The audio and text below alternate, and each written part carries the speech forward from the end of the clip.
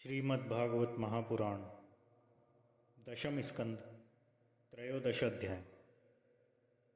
ब्रह्मा जी का मोह और उसका नाश। श्री शुकदेव जी कहते हैं, परीक्षित, तुम बड़े भाग्यवान हो। भगवान के प्रेमी भक्तों में तुम्हारा श्रेष्ठ स्थान है। तभी तो तुमने इतना सुंदर प्रश्न किया है। यूं तो तुम्हें बार बार भगवान की लीला कथाएं सुनने को मिलती हैं, फिर भी तुमने उनके संबंध में प्रश्न करके उन्हें और भी सरस और भी नूतन बना दिया है। रसिक संतों की वाणी, कान और हृदय भगवान की लीला के गान, श्रवण और चिंतन के लिए ही होते हैं। उनका ये स्वभाव ही होता है कि वे क्षण प्रतिक्षण भगवान की लीलाओं को अपूर्व रसमयी और नूतन अनुभव करते रहें। ठीक वैसे ही जैसे लंपट पुरुषों को स्त्रियों की चर्चा में नया नया रस जान पड़ता है। परीक्षित, तुम एकाग्र चित्त से श्रवण करो। यद्यपि भगवान की यह लीला अत्यंत रहस्यमयी है, फिर भी मैं तुम्हें सुनाता हूं, क्योंकि दयालु आचार्यगण अपने प्रेमी शिष्य को गुप्त रहस्य भी बतला दिया करते हैं। यह तो मैं तुमसे कह ही चुका हूं कि भगवान श्री कृष्ण ने अपने साथी ग्वाल बालों को मृत्यु रूप अघासुर के मुंह से बचा लिया। इसके बाद वे उन्हें यमुना के पुलिन पर ले आए और उनसे कहने लगे, मेरे प्यारे मित्रों, यमुना जी का पुलिन अत्यंत रमणीय है। देखो तो यहाँ की बालू कितनी कोमल और स्वच्छ है। हम लोगों के लिए खेलने के लिए तो यहाँ सभी सामग्री विद्यमान है। देखो, एक और रंग बिरंगे कमल खिले हुए हैं और उनकी सुगंध से खींचकर भौरे गुंजार कर रहे हैं, तो दूसरी ओर सुंदर सुंदर पक्षी बड़ा ही मधुर कलरव कर रहे हैं, जिसकी प्रतिध्वनि से सुशोभित वृक्ष इस स्थान की शोभा बढ़ा रहे हैं। अब हम लोगों को यहाँ भोजन कर लेना चाहिए, क्योंकि दिन बहुत चढ़ गया है और हम लोग भूख से पीड़ित भी हैं। बछड़े पानी पीकर समीप ही धीरे धीरे हरी हरी घास चरते रहे। ग्वाल वालों ने एक स्वर से कहा, ठीक है, ठीक है। उन्होंने बछड़ों को पानी पिलाकर हरी हरी घास में छोड़ दिया और अपने अपने चीखे खोल खोल कर भगवान के साथ बड़े आनंद से भोजन करने लगे। सबके बीच में भगवान श्री कृष्ण बैठ गए। उनके चारों ओर ग्वाल बालों ने बहुत सी मंडलाकार पंक्तियां बना ली और एक से एक सटकर बैठ गए। सबके मुंह श्री कृष्ण की ओर थे और सबकी आंखें आनंद से खिल रही थी। वन भोजन के समय श्री कृष्ण के साथ बैठे हुए ग्वाल बाल ऐसे शोभायमान हो रहे थे, मानो कमल की कर्णिका के चारों ओर उसकी छोटी छोटी पंखुड़ियां सुशोभित हो। कोई पुष्प तो कोई पत्ते और कोई कोई पल्लव, अंकुर, फल, छीके, छाल और पत्थरों के पात्र बनाकर भोजन करने लगे। भगवान श्री कृष्ण और ग्वाल बाल सभी परस्पर अपनी अपनी भिन्न भिन्न रुचि का प्रदर्शन करते। कोई किसी को हंसा देता तो कोई स्वयं ही हंसते हंसते लोटपोट हो जाता। इस प्रकार वे सब भोजन करने लगे। उस समय श्री कृष्ण की छटा सबसे निराली थी। उन्होंने मुरली को तो कमर की फेंट में आगे की ओर खोस लिया था, सिंगी और बेंत बगल में दबा लिए थे। बाएं हाथ में बड़ा ही मधुर घृत मिश्रित दही भात का ग्रास था और अंगुलियों में अदरक, नींबू आदि के अचार मुरब्बे दबा रखे थे। ग्वाल बाल उनको चारों ओर से घेर कर बैठे हुए थे और वे स्वयं सबके बीच में बैठकर अपनी विनोद भरी बातों से अपने स्वाति ग्वाल बालों को हंसाते जा रहे थे। जो समस्त यज्ञों के एकमात्र भोक्ता हैं, वे ही भगवान ग्वाल बालों के साथ बैठकर इस प्रकार बाल लीला करते हुए भोजन कर रहे थे और स्वर्ग के देवता आश्चर्यचकित होकर ये अद्भुत लीला देख रहे थे। भरतवंश शिरोमणि इस प्रकार भोजन करते करते ग्वाल बाल भगवान की इस रसमयी लीला में तन्मय हो गए। उसी समय उनके बछड़े हरी हरी घास लाल के लालच से घोर जंगल में बड़ी दूर निकल गए। जब ग्वाल बालों को ध्यान उस ओर गया, तब तो वे भयभीत हो गए। उस समय अपने भक्तों के भय को भगा देने वाले भगवान श्री कृष्ण ने कहा, मेरे प्यारे मित्रों, तुम लोग भोजन करना बंद मत करो, मैं अभी बछड़ों को लिए आता हूँ। ग्वाल बालों से इस प्रकार भगवान श्री कृष्ण हाथ में दही भात का और लिए ही पहाड़ों, गुफाओं, कुओं और अनन्य भयंकर स्थानों में अपने तथा साथियों के बछड़ों को ढूंढने चल दिए। परीक्षित, ब्रह्मा जी पहले से ही आकाश में उपस्थित थे। प्रभु के प्रभाव से अघासुर का मोक्ष देखकर उन्हें बड़ा आश्चर्य हुआ। उन्होंने सोचा कि लीला से मनुष्य बालक बने हुए भगवान श्री कृष्ण की कोई और मनोहर महिमामय लीला देखनी चाहिए। ऐसा सोचकर उन्होंने पहले तो बछड़ों को भगवान श्री कृष्ण के चले जाने पर ग्वाल बालों को भी अन्यत्र ले जाकर रख दिया और स्वयं अंतर्धान हो गए। अंततः वह जड़ कमल की ही तो संतान है। भगवान श्री कृष्ण बछड़े न मिलने पर यमुना जी के पुलिन पर लौट आए, परंतु यहाँ क्या देखते हैं कि ग्वाल बाल भी नहीं है। तब उन्होंने वन में घूम घूम कर चारों ओर उन्हें ढूंढा, परंतु जब ग्वाल बाल और बछड़े उन्हें कहीं नहीं मिले तब वे तुरंत जान गए कि ये सब ब्रह्मा की करतूत है। वे तो सारे विश्व के एकमात्र ज्ञाता हैं।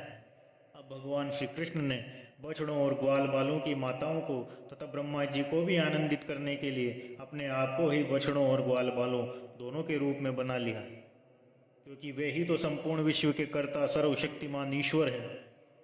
परीक्षित, वे बालक और बछड़े संख्या में जितने थे, जितने छोटे छोटे उनके शरीर थे, उनके हाथ पैर जैसे जैसे थे, उनके पास जितनी और जैसी छड़ियाँ, सिंगी, बांसुरी, पत्ते और छीके थे, जैसे और जितने वस्त्राभूषण थे, उनके शील, स्वभाव, गुण, नाम, रूप और अवस्थाएं जैसी थी। जिस प्रकार वे खाते पीते और चलते थे, ठीक वैसे ही और उतने ही रूपों में सर्वस्वरूप भगवान श्री कृष्ण प्रकट हो गए। उस समय ये संपूर्ण जगत विष्णु रूप है। यह वेदवाणी मानो मूर्तिमती होकर प्रकट हो गई। सर्वात्मा भगवान स्वयं ही बछड़े बन गए और स्वयं ही ग्वाल बाल। अपने आत्मस्वरूप बछड़ों को अपने आत्मस्वरूप ग्वाल बालों के द्वारा घेर कर अपने ही साथ अनेक प्रकार के खेल खेलते हुए उन्होंने ब्रज में प्रवेश कर लिया। परीक्षित, जिस ग्वाल बाल के जो बछड़े थे, उन्हें उसी ग्वाल बाल के रूप से अलग अलग ले जाकर उसकी बाखल में घुसा दिया और विभिन्न बालकों के रूप में उनके भिन्न भिन्न घरों में चले गए। ग्वाल बालों की माताएं बांसुरी की तान सुनते ही जल्दी से दौड़ आई। ग्वाल बाल बने हुए पर ब्रह्म श्री कृष्ण को अपने बच्चे समझकर हाथों से उठाकर उन्होंने जोर से हृदय से लगा लिया। परीक्षित, इस प्रकार प्रतिदिन संध्या समय भगवान श्री कृष्ण उन ग्वाल बालों के रूप में वन से लौट आते और अपनी बाल सुलभ लीलाओं से माताओं को आनंदित करते। वे माताएं उन्हें उपटन लगाती, नहलाती, चंदन का लेप करती और अच्छे अच्छे वस्त्रों और गहनों से सजाती। दोनों बहों के बीच में ढीठ से बचाने के लिए काजल का डिठोना लगा देती और भोजन कराती, तरह तरह से लाड़ लड़ाती। ग्वालिनों के समान गोएं भी जब जंगलों से चरकर जल्दी जल्दी लौटती और उनकी हुंकार सुनकर उनके प्यारे बछड़े दौड़कर उनके पास आ जाते, तब वे बार बार उन्हें अपनी जीभ से चाटती और अपना दूध पिलाती। उस समय स्नेह की अधिकता के कारण उनके थनों से स्वयं ही दूध की धारा बहने लगती। इन गायों और ग्वालिनों का मातृभाव पहले जैसा ही ऐश्वर्य, ज्ञान रहित और विशुद्ध था। हाँ, अपने असलज पुत्रों की अपेक्षा इस समय उनका स्नेह अवश्य अधिक था। जब 1 वर्ष पूरा होने में 5-6 रातें शेष थी, तब एक दिन भगवान श्री कृष्ण बलराम जी के साथ बछड़ों को चराते हुए वन में गए। उस समय गौएं गोवर्धन की चोटी पर घास चर रही थी।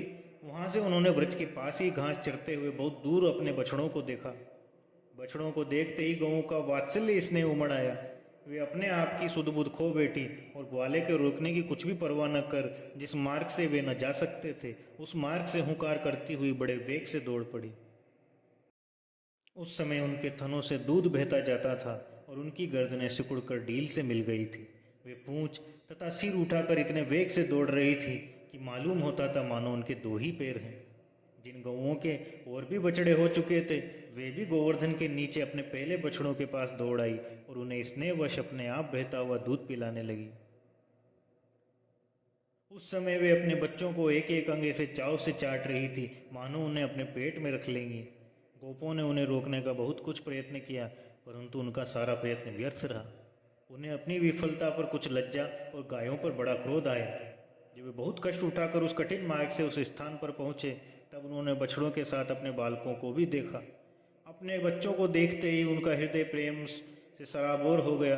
बालकों के प्रति अनुराग की बाढ़ आ गई। उनका क्रोध न जाने कहाँ हवा हो गया। उन्होंने अपने अपने बालकों को गोद में उठाकर हृदय से लगा लिया और उनका मस्तक सूंघकर अत्यंत आनंदित हुए।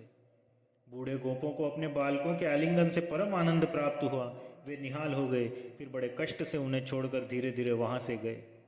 जाने के बाद भी बालकों के और उनके आलिंगन के स्मरण से उनके नेत्रों से प्रेम के आंसू बहते रहे।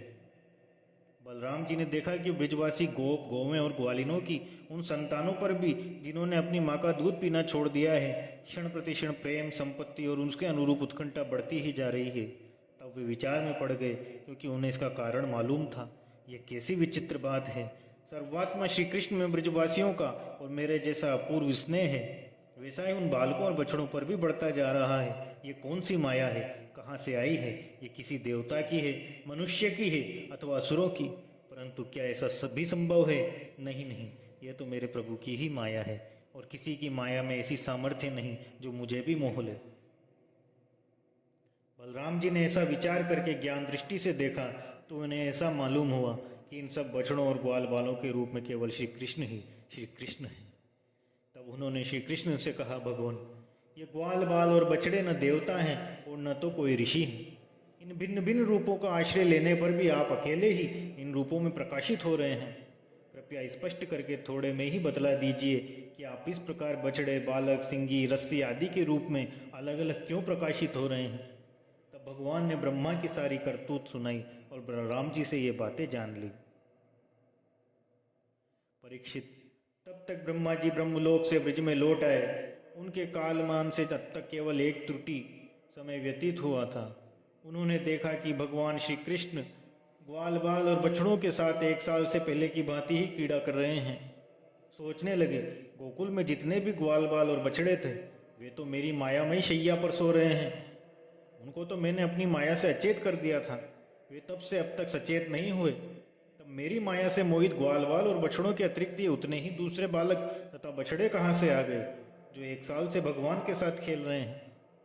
ब्रह्मा जी ने दोनों स्थानों पर दोनों को देखा और बहुत देर तक ध्यान करके अपनी ज्ञान दृष्टि से उनका रहस्य खोलना चाहा, परंतु इन दोनों में कौन से पहले के ग्वाल बाल हैं और कौन से पीछे बना लिए गए हैं, इनमें से कौन सच्चे हैं कौन बनावटी, ये बात वे किसी प्रकार न समझ सके। भगवान श्री कृष्ण की माया में तो सभी मुग्ध हो रहे हैं, परंतु कोई भी माया मोह भगवान का स्पर्श नहीं कर सकती। ब्रह्मा जी उन्हीं भगवान श्री कृष्ण को अपनी माया से मोहित करने चले थे, किंतु उनको माया से मोहित करना असंभव है। वे अजन्मा होने पर भी अपनी ही माया से अपने आप मोहित होते हैं। जिस प्रकार रात के घोर अंधकार में कोहरे के अंधकार का और दिन के प्रकाश में जुगनू के प्रकाश का पता नहीं चलता, वैसे ही जब शुद्र पुरुष महापुरुषों पर उनकी माया का प्रयोग करते हैं तब वो उनका तो कुछ बिगाड़ नहीं सकते, वरन अपना ही प्रभाव खो बैठते हैं। ब्रह्मा जी विचार कर ही रहे थे कि उनके देखते देखते उसी क्षण सभी ग्वाल बाल और बछड़े श्री कृष्ण के रूप में दिखाई पड़ने लगे। सबके सब सजल जलधर के समान श्याम वर्ण और पीताम्बरधारी, शंख चक्र गदा और पद्म से युक्त चतुर्भुज, सबके सिर पर मुकुट, कानों में कुंडल, कंठों में मनोहार हार तथा वनमालाएं शोभायमान थी। उनके वक्षा स्थल पर सुवर्ण की सुनहली रेखा, श्रीवत्स बाहों में बाजूबंद, कलाइयों में शंखाकार रत्नों से जुड़े रत्न, चरणों में नुपुर और कड़े, कमर में करधनी, अंगुलियों में अंगूठियां जगमगा रही थी। वे नख से शिख तक समस्त अंकों में कोमल और नूतन तुलसी की मालाएं जो उन्हें बड़े भाग्यशाली भक्तों ने पहनाई थी धारण किए हुए थे। ब्रह्मा जी ने यह भी देखा कि उन्हीं के जैसे दूसरे ब्रह्मा से लेकर तृण तक सभी चराचर जीव मूर्तिमान होकर नाचते गाते अनेक प्रकार की पूजा सामग्री से अलग अलग भगवान के उन सब रूपों की उपासना कर रहे हैं। उन्हें अलग अलग अणिमा महिमा आदि सिद्धियां, माया विद्या आदि विभूतियां और महतत्व आदि 24 तत्व चारों ओर से घेरे हुए हैं। प्रकृति में शोभ उत्पन्न करने वाला काल, उसके परिणाम का कारण स्वभाव, वासनाओं को जगाने वाला संस्कार, कामनाएं, कर्म, विषय और फल सभी मूर्तिमान होकर भगवान के प्रत्येक रूप की उपासना कर रहे हैं। यह अत्यंत आश्चर्यमय दृश्य देखकर भगवान ब्रह्मा तो चकित हो गए।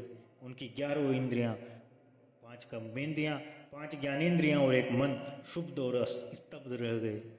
वे भगवान के तेज से निस्तेज होकर मौन हो गए। उस समय वे ऐसे स्तब्ध होकर खड़े रह गए मानो ब्रज के अधिष्ठात्र देवता के पास एक पुतली खड़ी हो। परीक्षित, भगवान का स्वरूप तर्क से परे है। यहाँ तक कि वे भगवान के उन महिमामय रूपों को देखने में भी असमर्थ हो गए। उनकी आंखें मुंद गई। भगवान श्री कृष्ण ने ब्रह्मा के इस मोह और असमर्थता को जानकर बिना किसी प्रयास के तुरंत अपनी माया का पर्दा हटा दिया। इससे ब्रह्मा जी को बाह्य ज्ञान हुआ। वे मानो मरकर फिर जी उठे। सचेत होकर उन्होंने ज्यों त्यों करके बड़े कष्ट से अपने नेत्र खोले। तब उन्हें अपना शरीर और ये जगत दिखाई पड़ा। ब्रह्मा जी जब चारों ओर देखने लगे तब पहले दिशाएं और उसके बाद तुरंत ही उनके सामने वृंदावन दिखाई पड़ा। वृंदावन सबके लिए एक सा प्यारा है। जिधर देखिए उधर ही जीवों को जीवन देने वाले फल फूलों से लदे हुए हैं। हरे हरे पत्ते लहलाते और वृक्षों की पत्तियां शोभा पा रही हैं। भगवान श्री कृष्ण की लीला भूमि होने के कारण वृंदावन धाम में क्रोध, तृष्णा आदि दोष प्रवेश नहीं कर सकते और वहाँ स्वभाव से ही परस्पर दुस्त्य वे रखने वाले मनुष्य और पशु पक्षी भी प्रेमी मित्रों के समान हिल मिलकर एक साथ रहते हैं। ब्रह्मा जी ने वृंदावन का दर्शन करने के बाद देखा कि अद्वितीय परब्रह्म गोपवंश के बालक का सा नाट्य कर रहा है। एक होने पर भी उसके सखा हैं, अनंत होने पर भी वो इधर उधर घूम रहा है और उसका ज्ञान अगाध होने पर भी वो अपने ग्वाल बाल और बछड़ों को ढूंढ रहा है। ब्रह्मा जी ने देखा कि जैसे भगवान श्री कृष्ण पहले अपने हाथ में दही भात का कोर लिए उन्हें ढूंढ रहे थे, वैसे ही अब भी अकेले ही उनकी खोज में लगे हैं। भगवान को देखते ही ब्रह्मा जी अपने वाहन हंस पर से कूद पड़े और सोने के समान चमकते हुए अपने शरीर से पृथ्वी पर दंड की भांति गिर पड़े। उन्होंने अपने चारों मुकुटों के अग्रभाग से भगवान के चरण कमलों का स्पर्श करके नमस्कार किया और आनंद के आंसुओं की धारा से उन्हें नहला दिया। वे भगवान श्री कृष्ण की पहले देखी हुई महिमा का बार बार स्मरण करते और उनके चरणों पर गिरते और उठ उठकर फिर गिर पड़ते। इसी प्रकार देर तक वे भगवान के चरणों में ही पड़े रहे। फिर धीरे धीरे उठे, अपने नेत्रों को पहुंचा। प्रेम और मुक्ति के एकमात्र उद्गम भगवान को देखकर उनका सिर झुक गया। वे कांपने लगे। अंजलि बांधकर बड़ी नम्रता और एकाग्रता के साथ गदगद वाणी से वे भगवान की स्तुति करने लगे। इस प्रकार श्रीमद् भागवत महापुराण के 10वें स्कंद का 13 अध्याय पूर्ण हुआ। 14 अध्याय की कथा अगले वीडियो में। कृपया मेरा चैनल सब्सक्राइब करें, वीडियो को लाइक करें। जय श्री कृष्ण। ओम नमो भगवते वासुदेवाय।